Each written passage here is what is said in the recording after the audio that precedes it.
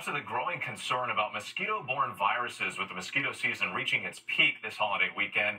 2 new deaths attributed to the West Nile virus in Wisconsin and a new case of the rare, potentially fatal Triple E virus in Massachusetts. ABC's Ariel Resheff has more. Tonight, with communities waging an aerial and ground assault on mosquitoes, health officials in Wisconsin confirming 2 people have now died from West Nile virus in that state this year. Teams spraying pesticides across New York City. It's pretty safe, the pesticide which we use, and we use very small quantity, like a teaspoon, for treating 1 acre. Cases of West Nile now in more than 30 states, the disease responsible for 100 to 200 deaths each year in the U.S. And concerns tonight as health officials in Massachusetts report what's believed to be the country's 6th known person infected with Triple E, another rare but potentially lethal mosquito-borne virus. Authorities saying the woman in her 30s was exposed in Plymouth County before planes dropped pesticide in the area. Much of the Northeast on alert, cases of Triple E reported in at least 5 states.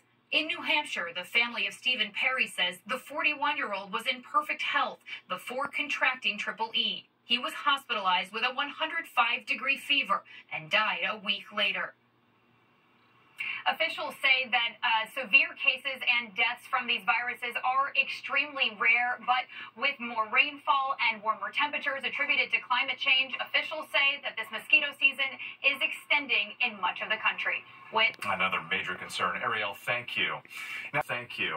Now to the severe weather threat with millions set to travel for the Labor Day weekend. A line of storms heading east. A record number of people expected to take to the skies. Long lines at the Memphis airport you see here today. Storms rolling through Wilmar, Minnesota this afternoon. Washington, D.C. bracing for the same. Ground stops for a time in the mid-Atlantic. We're timing out the storms, but first, ABC's Faith Abube at the airport in Atlanta tonight.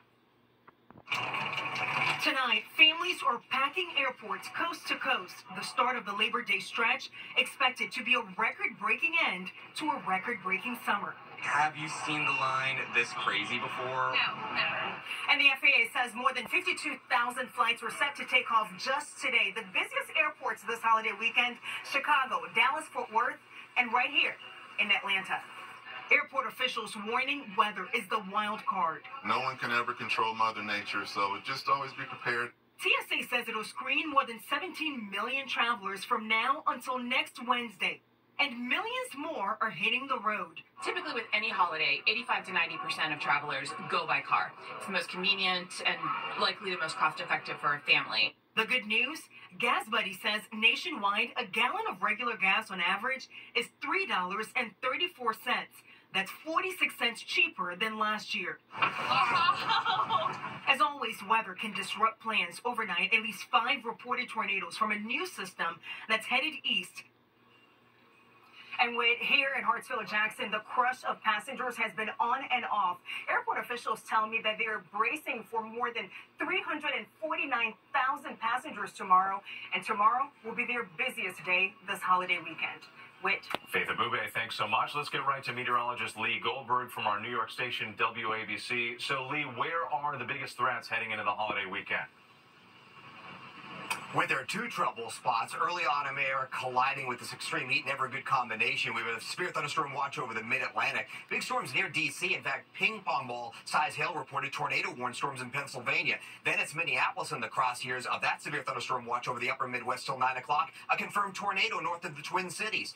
That weather moves into the Great Lakes. From Detroit to St. Louis, we've got big storms tomorrow and travel delays. Goes into the Northeast as we go into Saturday. I-81 corridor during the day, I-95 corridor at night can be strong storms. The good news is Labor Day looks lovely in the Northeast after that. All right, we'll take that. Lee Goldberg, as always, thank you. Now to the war in Ukraine, where a U.S.-supplied F-16... Tonight, the Justice Department's internal watchdog finding the FBI mishandled allegations of child sexual assault long after it promised reform. The review prompted by the FBI's failure to investigate former USA Gymnastics team doctor Larry Nassar for months before his 2016 arrest. The review looked at more than 300 cases, finding that in nearly half of them, FBI employees failed to report allegations to local law enforcement or to social services agencies. The FBI says it takes the report seriously and will continue to reform. When we come back, the nationwide listeria outbreak linked to deli meats is spreading. A 9th person has died. 57 people have been hospitalized. Cases now reported in 18 states. Records show a Boar's Head plant linked to the deadly outbreak repeatedly violated federal regulations.